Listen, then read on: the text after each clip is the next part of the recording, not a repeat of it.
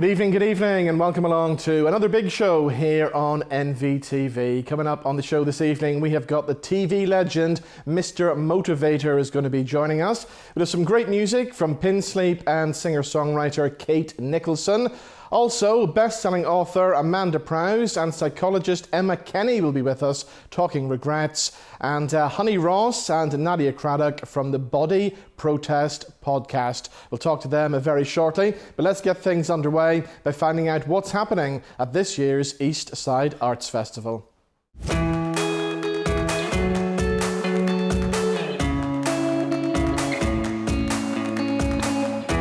So we're here to launch this year's East Side Arts Festival, and we're in Victoria Park.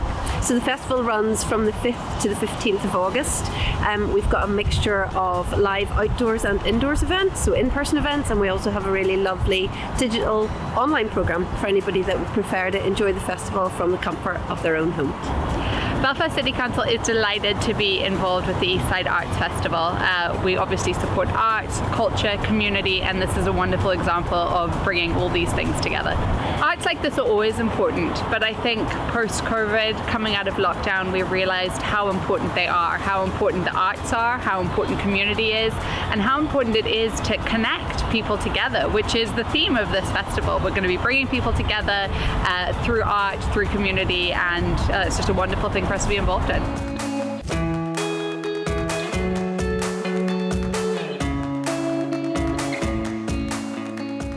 And the festival director, Rachel Kennedy, joins us in the studio. Rachel, how are you? I'm really well, Robin. It's lovely to be back. Good to see you again, in person, at last. Yes. Yes. Very exciting. Feels like we're getting somewhere, doesn't it? It does, doesn't it? So the 5th until the 15th of August That's is the festival this year. Loads going on, as always. Let's start with music. And Anthony Toner, great to see him back with a great new album. Yes, and we're really excited about that show, but unfortunately it is completely sold out. Wow. And that was one of the shows that sold out first, and that's really good credit to how much people love Anthony's music, and his album is of course based on locations and places in and around East Belfast, so it's a beautiful it's going to be a beautiful event.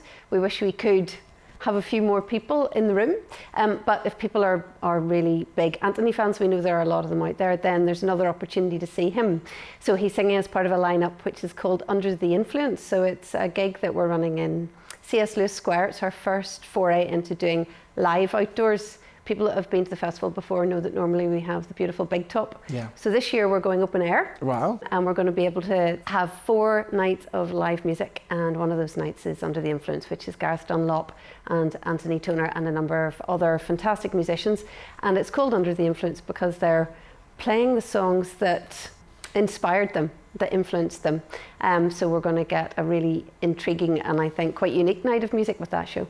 Okay, looking good, looking forward to that. Yep. We've got something for Van Morrison fans as well, haven't we? Yeah, and again, part of the live at C.S. Lewis Square lineup, we've got Celtic Soul, who everybody will know as the kind of foremost Van the Man cover band. But they're again doing something quite special for us. So they're going to be doing a gig which celebrates the 50+1 anniversary of the album Moondance. So Moondance was 50 last year. Yeah. So Celtic Soul are going to be playing in the second half. They're going to play the full album. Wow. But in the first half, we're going to have 3 or 4 really fabulous artists who are going to perform one song each from Moondance, kind of their interpretation, then another favourite Van song of their own, and then a song from their own repertoire.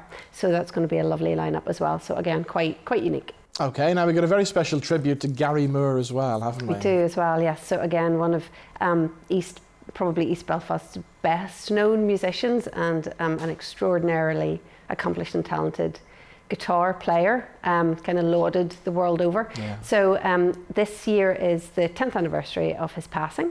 So we're going to celebrate again on the final night of the festival in the square, live outdoors, hopefully under the sun and the sun or the stars. And we're going to celebrate the music of Gary Moore with a tribute night that features again a lineup of 4 or 5 really, really accomplished musicians. And hopefully we'll do justice to the great man. Exactly. Now, I had Gary's sister Patricia on the show recently, and we were talking about doing a statue to Gary as well. Somewhere in East Belfast, say C.S. Lewis Square, would be the perfect location, wouldn't it? Well, there's one to put on the list. Yeah, I mean, he's an artist that is so loved and so treasured and so well known, and I think it's really important that we get to celebrate the legacy of the artists that came out of East Belfast. Well, out of Belfast and Northern Ireland, of course, but the East is absolutely awash with brilliant talent, and I'm in the fortunate position of getting to talk about it and present it. Brilliant. Okay.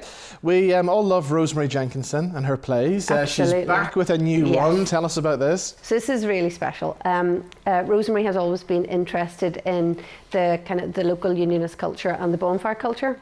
In and around East Belfast, and as an East Belfast resident herself, and so we at Eastside Arts feel like it's really important that the alternative to some of the depictions that there are of the young bonfire builders that we would see a lot in the media is presented. So we brought Rosemary together with several young bonfire builders, and it was all done in early last year, and in lockdown and on Zoom screens, and Rosemary had conversations with the young people that had been or are involved with building the bonfires, and they had some really, really interesting conversations, and out of that has come a fantastic piece which is called Billy Boy, and it's the first time that we are having a return to live theatre this year. So Billy Boy will be performed by an actor live on stage, and the actor is John Travers, and he's just phenomenal. So he will be performing the piece straight through. It's a one-man show. It lasts about an hour in Strand Arts Centre, and I suppose it's what you'd expect from Rosemary. It's very funny, it's very witty, it's a little bit naughty, and she kind of puts across a different perspective that I think people might be interested in finding out. So come along, it's going to be a good show. That's on the first Saturday and Sunday of the festival, so the 7th and 8th of August. Okay, now after the past year that we've had, we all need a good laugh. You've got a big comedy night as well, haven't you? So we've got some lovely comedy in the festival. We've got our comedy night, which features 4 different comedians who are performing in the Vault, and that's going to be 4 different stand-ups doing their thing. And then we've also got Tim McGarry and David Hume. So folks will know from the radio that Tim does a show called The Long and Short of It. So this one is The Long and Short of It, the creation of Northern Ireland. So it's going to be Tim and David talking about, disagreeing on and arguing about everything to do with the history of Northern Ireland, and then obviously there will be some jokes, and I think they'll also throw it open to the floor, so it's going to be part stand-up, part history, again something a bit special, a bit different, and that's on in the Stormont Hotel. Okay, what about events for all the family now? So we're again really excited to be bringing back theatre this year, but this time for children and families. So Replay Theatre Company, who are a brilliant company based in East Belfast, are creating a brand new show which is going to launch in the Eastside Arts Festival, and it's called Curtains. So we've got the story of the incredible Curtano clan. So if you imagine families and siblings of travelling entertainers and what they might be like and how they might fall out and how they might all crave the spotlight, I think you might get an idea as to what that event's going to be like.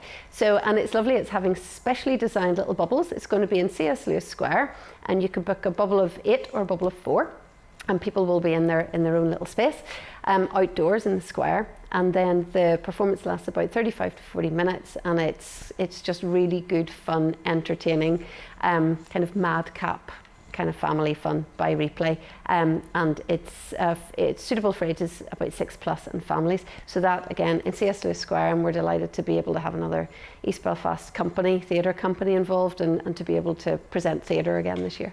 Okay, let's finish off with one of my favourite singers, Mary Coughlan, back in Belfast, this time singing the songs of Billie Holiday. That's going to be special. Yeah, we are really looking forward to that event. So Billie Holiday's been in the press quite a lot recently, just in terms of the film that's been made, and for those that would have a knowledge of Irish jazz music, jazz and folk, Mary is outstanding in her field, and has been performing the songs of Billie Holiday throughout her career, and had an album of those songs which has now been re-released. So we've taken the opportunity to have Mary come and perform for us at the Stormont Hotel, and we're going to be able to enjoy her interpretation of the songs of Billie Holiday. So again, a very special night of music.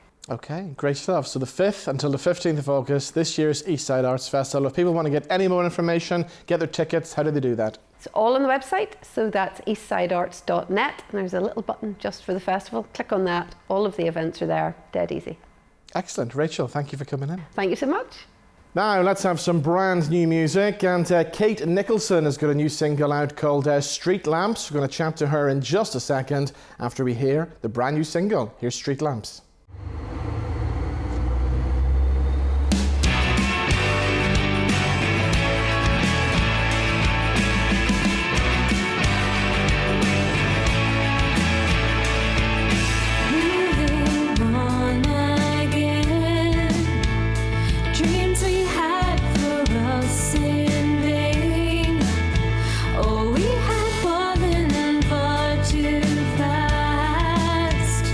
Wasn't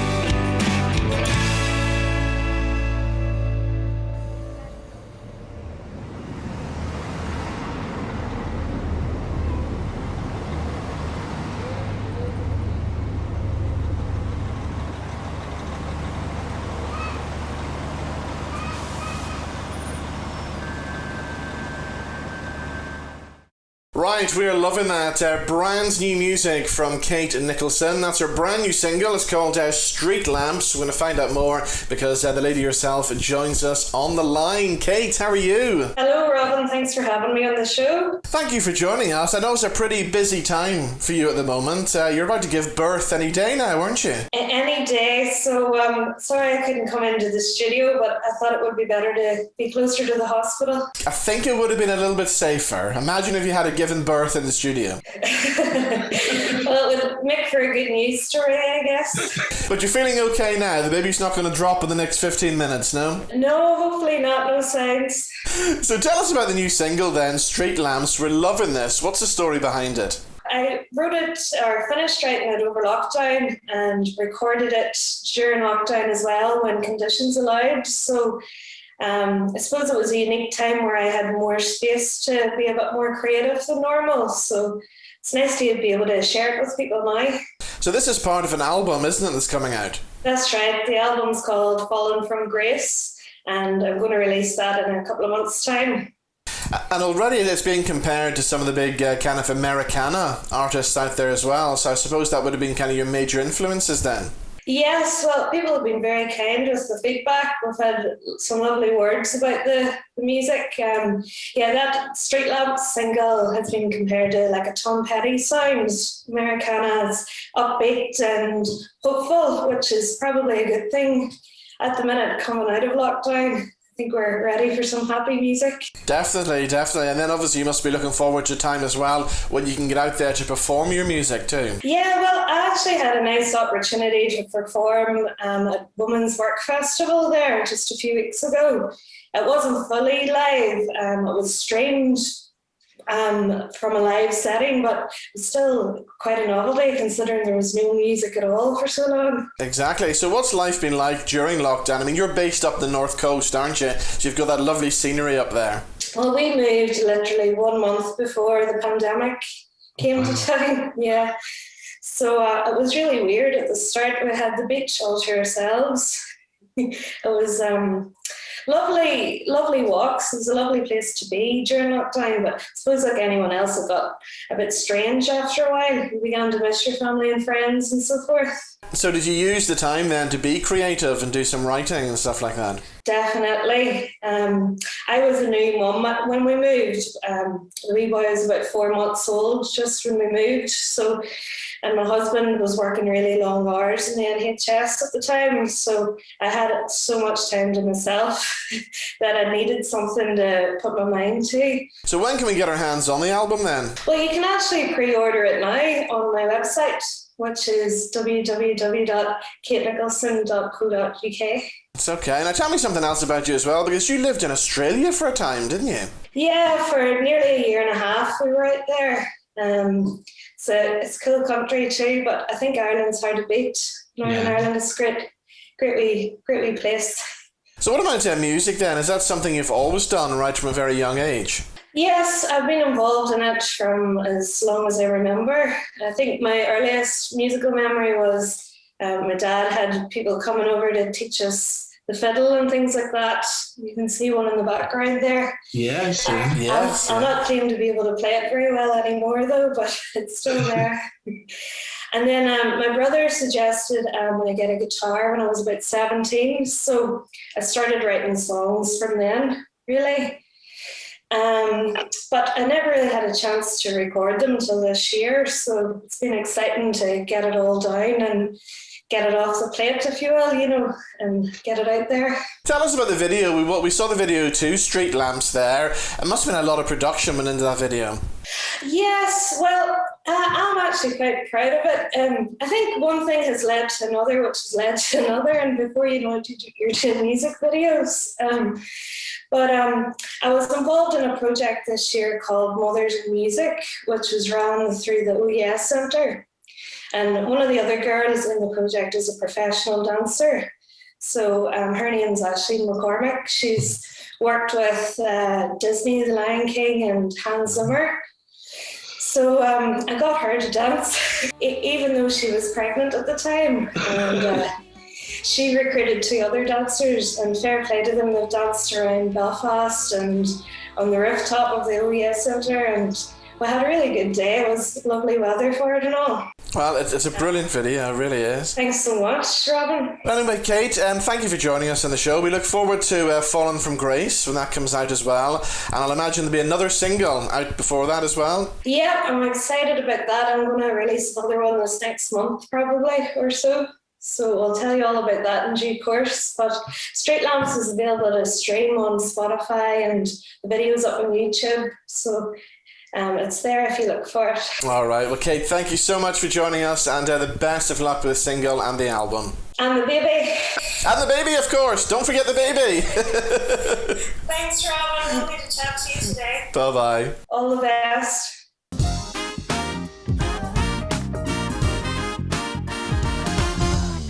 Now let's talk summer music festivals, and to help us do that earlier this week, I caught up with the TV legend, Mr. Motivator. Here's what happened. Summer is here, and we're looking forward to some summer fun with Mr. Motivator. He'll be joining us in just a second. So after the past year, we're looking forward to getting back out there and enjoying some live entertainment. Now, some new research from Barclaycard Entertainment has found the nation is set to spend billions on live entertainment and travel across the whole of the UK to catch our much missed acts. So to talk about this further, I'm pleased to say we've been joined on the line by telly legend, Mr. Motivator. How are you, sir?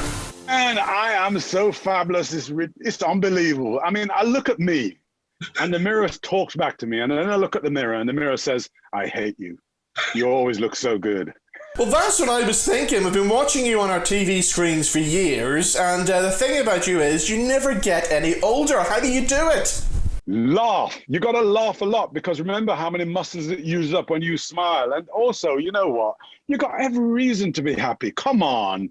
You know, the thing is, everybody always focuses on the negative in life. Me, as far as I'm concerned, forget that. Focus on all the good things that you have. Focus on all the things that make you smile, that make you stand up every day, make you get out of bed every day. You got someone you love, just focus on that. Focus on the fact you got a job, that you can speak, that you can talk, you know, all those things. That's the positive side of life. And if we all do that, you have every reason then to be happy, don't you? Exactly. Some fabulous advice there. And of course, the summer's here as well. The sun is out at the moment, and we want to get back out to seeing some live entertainment, don't we? Can you believe, right, that 8.3 billion collectively is going to be spent on going out there to those live events and all those things? Isn't that incredible that people are already booking into festivals, right? Because they want to get out there, meet people, listen to great music, have some seriously unhealthy food, drink as much beer as they can, right? Walk through mud. All those wonderful things are going to happen this summer. It's great because we've been missing it, and we need more of that kind of live entertainment just to remind us that we are alive. We do, but there's still, some people still have some concerns, don't they, about going to the festivals this year? There's always going to be concern, but if we all be concerned about, number one, our own health and make sure that we are protected by getting the vaccine. And number two, right, we'll be then looking after other people at the same time, right? If we all do that, we're doing our bit. But remember, no matter what the government does, put your mask on, clean your hands, keep them clean, right? Just be careful, right, how close you are to people. But don't let it stop you having a good time out there, because you know what? There's so many wonderful memories that you're going to take away with you. You know, you're going to have the memory of just being in that wonderful situation of walking through mud. And I've been to your Irish part. And every time there's a festival there, I've had to go. That's a terrible accent. Actually, that was very good. You were getting there. Well, that's because it's very close to how we speak in Jamaica. You know, man, it's very close, right? And you know, the things we're missing going through the mud. We're missing the horrible burgers. We're missing the beer. We're missing all those things. But let's get back to it, right? And just for one day, just enjoy yourself. You know, on average, people are traveling over 80 miles. Yeah, right? yeah. To get to a festival, to a live event. Isn't that great? It is. Let's put the pandemic to one side for now and talk about some of the other afflictions that we've discovered that festival goers are worried about this summer. I love some of these, and they do actually exist. Tell us about the chant throat. Well, the thing is, you think of all the shouting that goes on, right? When your favorite act is on the stage. I mean, it also happens, right? Whenever you go to a football match or whatever, you do get hoarse. You do find that you can't speak, no one can hear you. And so it goes on, right? But the chant throat is, as it says, chant throat, sore throat. Okay, there's also such a thing as a cue ear. Well, you can imagine the cues for everything, right? Just imagine. And then there's someone in your ear saying, why we have to queue up for so long, right? Why is it taking so long to get to the bathroom? Why won't they hurry and come out of the bathroom? Or you're queuing up for the food. I'm hungry. Daddy, why can't I get to the front, right? There you go. So it goes on. Okay, summer shoulder. Summer shoulder. Well, listen, we always seem to put someone on our shoulders who's heavier than we should be lifting. So we think, I'm butch, I'm macho, so let me put my best friend on my shoulder, right? Think of the pain that causes, all right? That is serious work on the shoulders.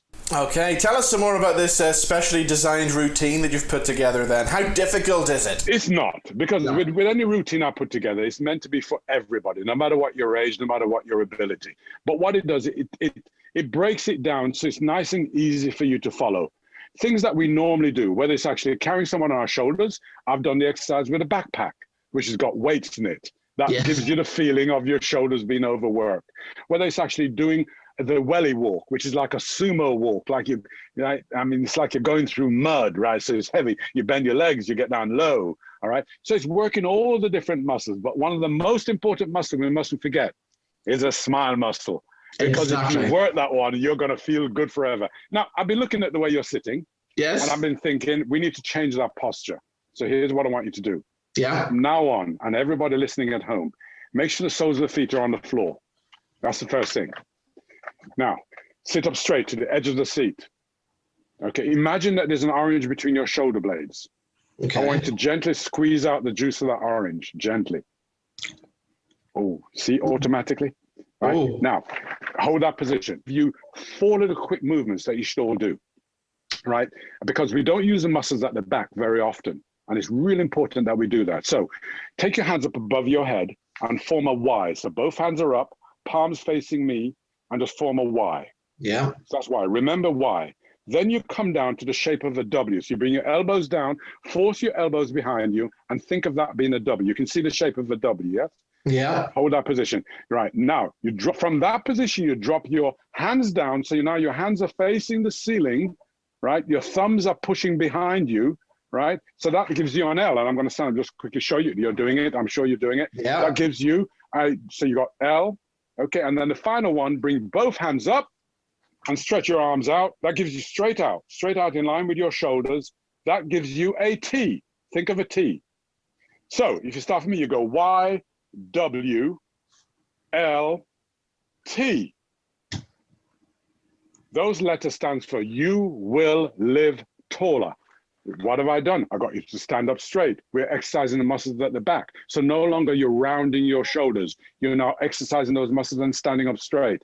That's so important for every single person who's getting older, and we all will eventually, that you do those exercises. And if you want more of those exercises, you've got to check out the Mr. Motivator Club.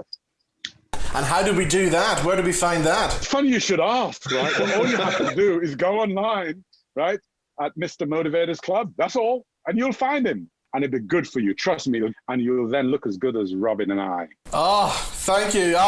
You say all the right things. I've got to do that, right? So tell me, are you into fitness, Robin?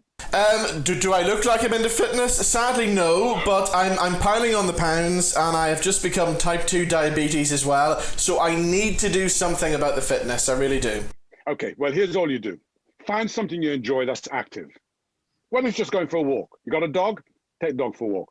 But make sure that you run with the dog occasionally. Walk between 10 lampposts and then run between the others. Just start really gently and build up, because you can reduce and you can change your life forever. The moment you start, that's the moment your life will change forever. And you can correct your type 2 diabetes. Yeah. You can correct it, right? Yeah. You just got to want to do it. So from now on, do it. Whilst you're sitting, presenting the show, every 30 minutes, just stand up, sit down 10 times. Yeah. That's all. Stand up, sit down. You're using those major muscles. Every step you take, 250 muscles work. Think about that and do it as often as you can. So there's loads of little practices like that you can put into place to change the old habits, right? And trust me, if you need any further help, get in touch with me. You can find me and I'll give you some help and make sure we correct that type 2 diabetes and make sure you're around for the next 50 years when you be 83. Oh, thank you so much. Do you know what? It's been brilliant talking to you, and do you know what? We've got to get you back to Belfast sometime soon as well. Sure, I'd love to. I mean, I haven't been there in a while. I've been in Dublin. I've been doing a lot of work in Dublin, but nothing in Belfast. But we need to do it. Yeah? Let's do it. Fabulous talking to you. Thank you so much. Fine. Thank you for your time. And before I go, here's a life lesson for you. Never make a bad day make you feel like you have a bad life.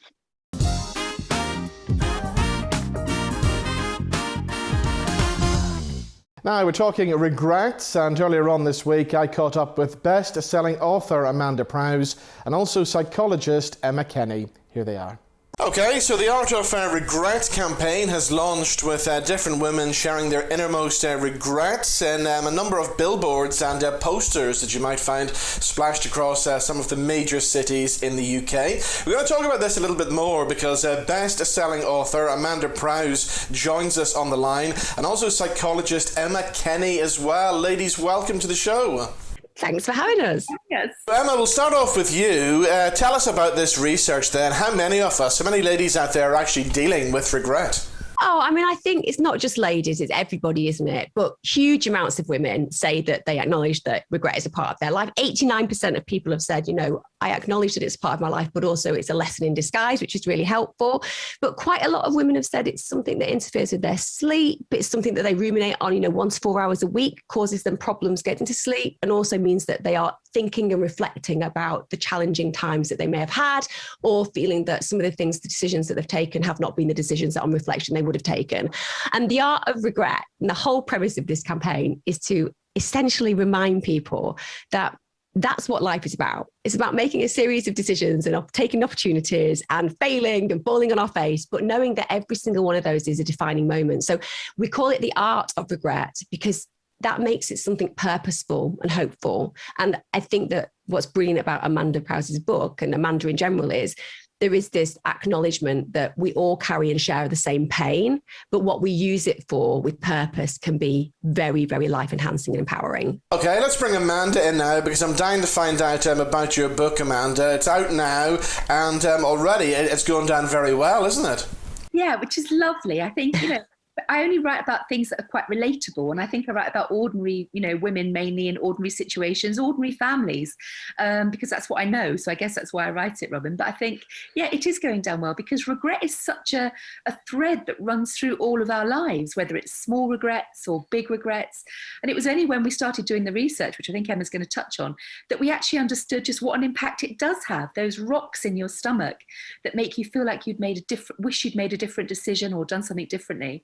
And this is great because we know that by sharing that regret, we have a website, which is theartofregret.co.uk.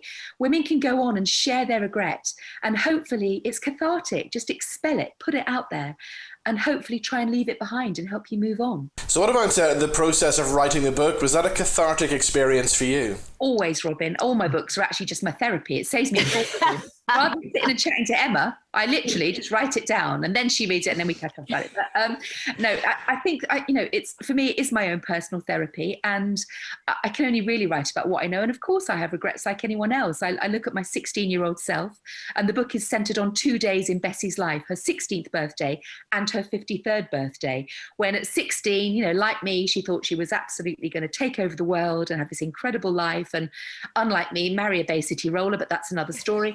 And then you get to 53 and you look back and you think, gosh, what happened to that girl who felt like she could do anything? I've been knocked and shaped by all the things that have been said to me and done to me. And some of it positive, some of it not so much. But it does kind of inform the person you become. And that can be really positive. That self-belief can be great.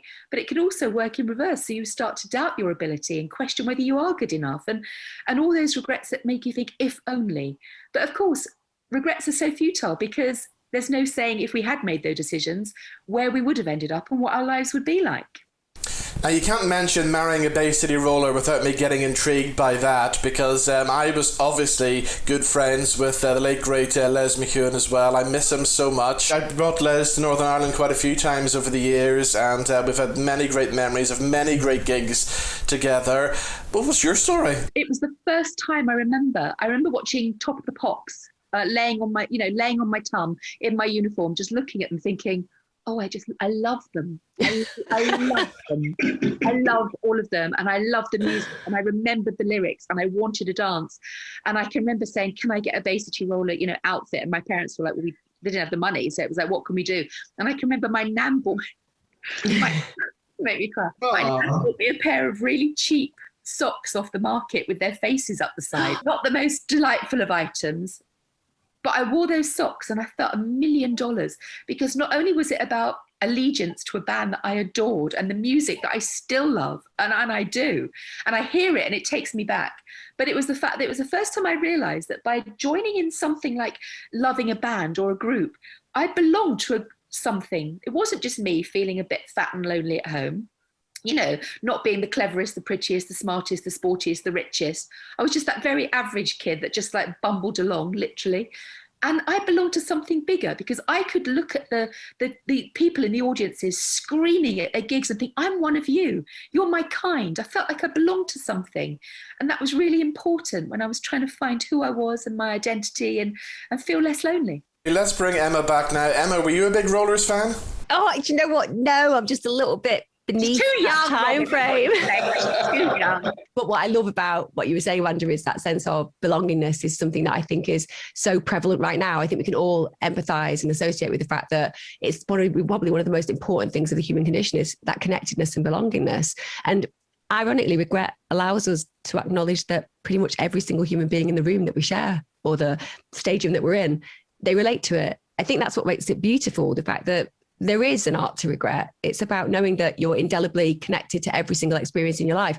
You don't get to be you without your experience of Bay City Rollers. You don't get to be you right now without that experience. So taking that and embracing it, even though you've got pain now associated to it, you wouldn't choose a different path. You wouldn't choose not to have met them. You wouldn't have chosen not to follow. It's painful, but it's beautiful. And I love the fact that when we did this research, the whole premise was to open up those conversations. And it's true. So many of us feel the way that we feel. 31% of women said that they regret a partner. 26% said that they regret a friendship that didn't happen or didn't continue. 25% said, a career decision that they made. These are all very human experiences that we can relate to. And I think that the more we open up and talk about it, the more open we are about our pitfalls and our process and progress, the more we recognize that we do belong. Every single human being is consciously connected to the other, feeling very similar feelings, no matter whether you're rich or poor. And that's the beauty of that.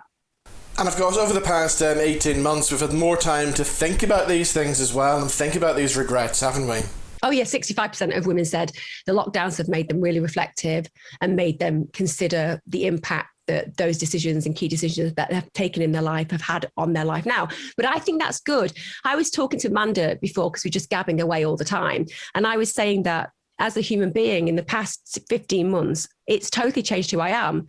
This whole 15 months has totally changed who I am, where I want to live, what I think is important in my life, what has mattered more than before. For example, finances, everyone's been in different situations. For me, that's been impacted on. Now, that could be seen as a really bad thing, because who wants to lose finance? But actually, I found it really helpful to go, I'm really grateful for having struggles, because it makes me rethink, revisit, learn, grow, be grateful. How often do we get a chance to step back and be grateful for the small pleasures, like being able to maybe go for a meal out because you can just budget that enough? That's a treat, right? Yeah. You might not take that for granted. You take that for granted until you're given a situation where it's quite difficult to do. So that's the art of regret, is taking those lessons and making them work with purpose for you.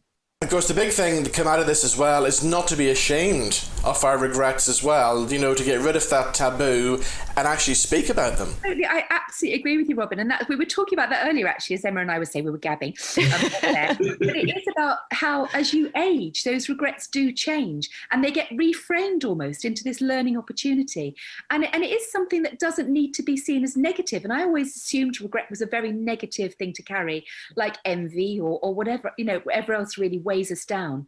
But the way I'm looking at it, particularly some of the things that Emma has said about how it can set you free by sharing it, I'm looking at it and thinking, yeah, absolutely, it doesn't have to be a negative experience. And the regrets that we have as we age, they change, of course, because we change as adults, and we look back at it. And Emma made a point earlier about how it's the person you become because of all you've been through. Yeah. And what was it you were saying, Emma, about what would we change? Yeah, I was saying that essentially you can't be you at all without every single breath of your experience. And very often, if you look at your life, even if it's imperfect, and even if you're going through difficult times, you might have a partner that you adore, your children you'd never change. So you don't sometimes. Well, we've talked about the child exchange. We're going to sign the contracts later on there, Amanda. But you know that you've got all these relationships in your life, and none of them would exist if you didn't have every single one of those experiences bringing you to this moment in time. None of those experiences would have not been, you wouldn't have been formed in the way that you are. So for me, it's like you have to make a choice. Do I want the people in my life, or do I want a different life? Very few of us would go, I want a different life. Some people would, but for the most part, we're kind of like, no, even though I've got pain, even though I've got grief, even though I've got loss, I wouldn't want to shift these children anywhere else. I wouldn't want to not have this partner. That's what you have to give up. And very few of us, when we see it that way, as Amanda used the word reframe, when we reframe it, most of us would hold on to the things that we hold dear. Amanda, the book Waiting to Begin is out now. It's available on Amazon. It certainly is. It really is, yeah. And I think it's to also head to the website, which is theartofregret.co.uk, and have a look, because there's a chance for regrets to be selected and then put on posters in major cities in the UK. Love it. And how amazing will that be? Not only to see your regret up there anonymously, of course, but also to think that might just be helping and empowering someone else. Well, do you know what? It's been lovely talking to both of you today. Thank you so much for joining us on the show. Thanks for having us.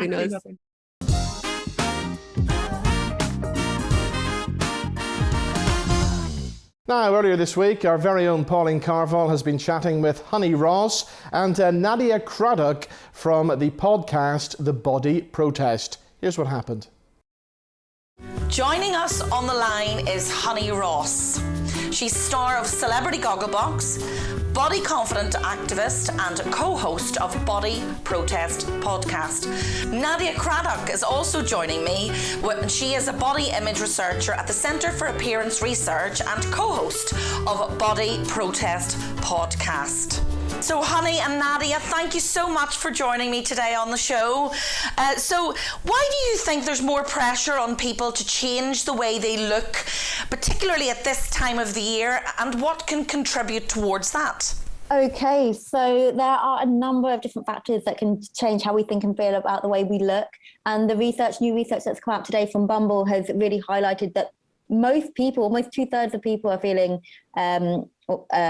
not great about their appearance, and in relation to summertime and to coming out from lockdown. There's so much pressure. There's all this pressure from diet culture. There's companies telling us that we need to get shredded for summer.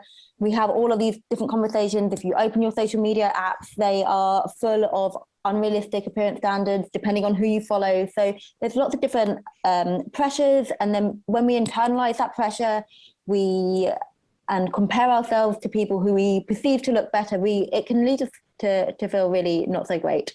Absolutely. And, I recognise that myself. I was away for the weekend there, and, the clothes that I was wearing, I myself was doing that after lockdown. I felt like I'd put on some pounds, and I was looking at the other girls that were there and thinking, they look so much better than me. So how do you think the events of the last 12 to 18 months have affected people's self-esteem and body confidence? So it's had a huge knock. I feel like there's been, again, it's because of a number of different factors, but we see consistently that people are feeling worse, and that both comes out from the research that Bumble's released today, and then from other academic research following people over time through this lockdown, how they're relating and feeling about their body image. And I think people are just feeling very insecure. So I think that's obviously upsetting, but we can look at the positive of that in terms of a lot of people are in the same boat here. So, and actually then we think about it, and you think about it from this bigger way and think this is such a waste of time and energy, because I don't want my friends feeling terrible about the way they look. So then therefore, why should I? So I think kind of thinking about that this is a bigger problem than just you. It certainly isn't a problem with you and your body, regardless if your body has changed over the last 18 months or not. This is a bigger issue, and actually none of us need to to experience it. Yeah.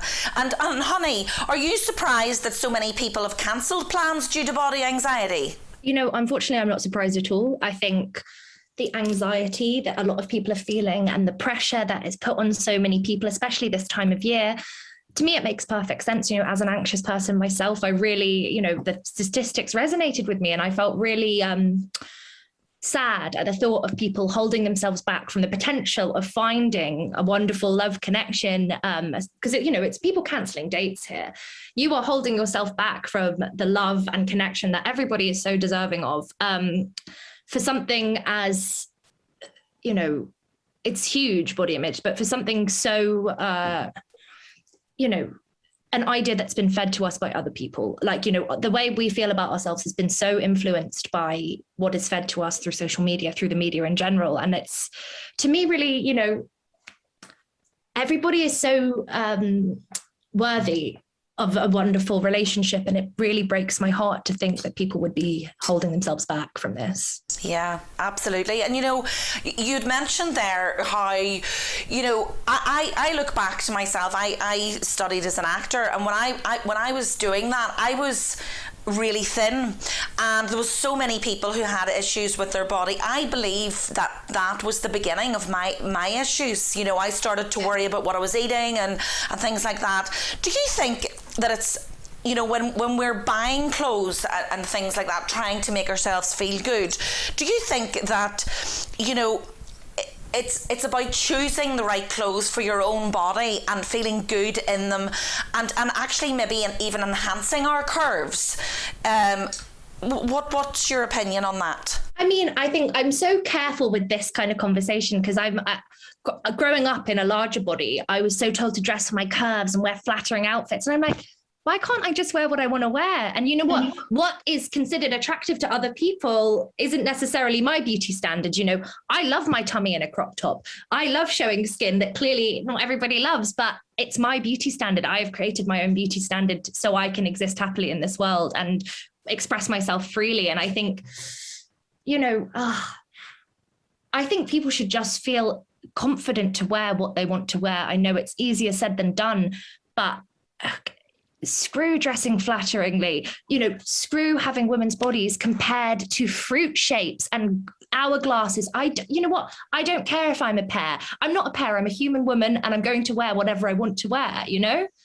You know what? I absolutely love your attitude. That's going to help me. That positivity is going to actually help me from what I've just been through over the weekend. I had a great weekend, and when I kept looking at myself in the mirror and saying to myself, well, you know what, Pauline, you've got lovely clothes, you look good, so stop comparing yourself to other people. So what advice would you give to someone who might be feeling this way about dating and worried about going on dates? One thing we come back to on our podcast, so much of it is this is work that is so internal, and to be able to put yourself out there, it's so about creating a really positive relationship with yourself. And I think one thing that we can all do is try and lessen the negative self-talk that we are all guilty of, you know, looking in the mirror, picking ourselves apart, criticizing ourselves, comparing ourselves to others. You know, we can dial that down. We are not passengers to our own thoughts, that we are fully in control up here, you know, and I know it doesn't feel like it always, but we really, really are. And you are able to, if you hear yourself thinking something negative about yourself, you can go, no, we don't do that anymore. I'm gorgeous. I have lovely clothes. I have a lovely body. I have a lovely body that has survived a global pandemic. And of course it's changed, you know, but you are still worthy, you know? And I think I feel very strongly about that. Yeah, well, I check myself sometimes and say, hold on, Pauline, would you actually say this to someone else? That's how I've been checking myself, because I would never say what I say to myself. I'm my own worst critic. So let me go back then to Nadia. What does Bumble do if body shaming happens on its app? Yeah, I'm really glad you asked, because I think this is a really important point. So we can all have our own internal ways of like trying to navigate all of these pressures and weight stigma that's out in society, all these like different appearance pressures. But there's also a responsibility on companies to make the environments that we enter, albeit if they're online or not, to be safe and not shaming in any way. So Bumble have introduced a zero tolerance policy to to body shaming on their app. So they use automated safeguards to detect comments and images of hate speech, hate symbols, harassment, and it can, if it gets moderated, if it's deemed so, people can get removed from the app. So to ensure that the app is a safe space. And so I'd love to see more companies doing that, because I think, yes, it's one thing that we can do to try and resist all these pressures, but companies can do so much so quickly by putting some of these actions into place.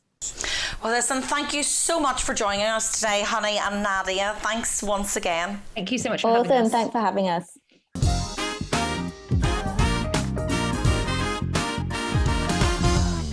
So that's all we have time for on The Big Show this week. To play us out with their new single, A Styrofoam Ball, here is Pinsleep. See you next time. Bye-bye.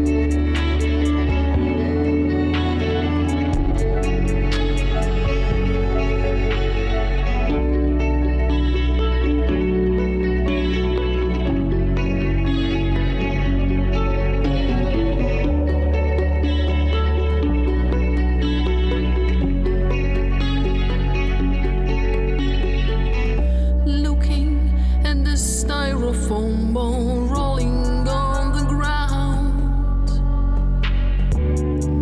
I've got a funny feeling that it's not gonna be alright. With only intuition, I almost see it live. Explosions, highest hopes that will cover up the ground.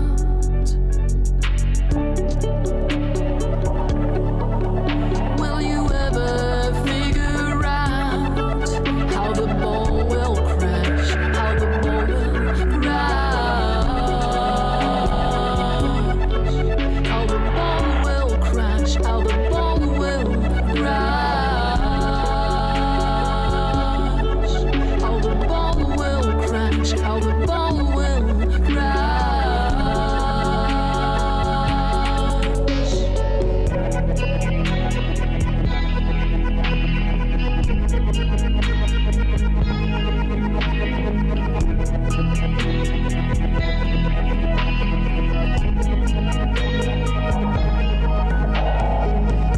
It's a happy song about the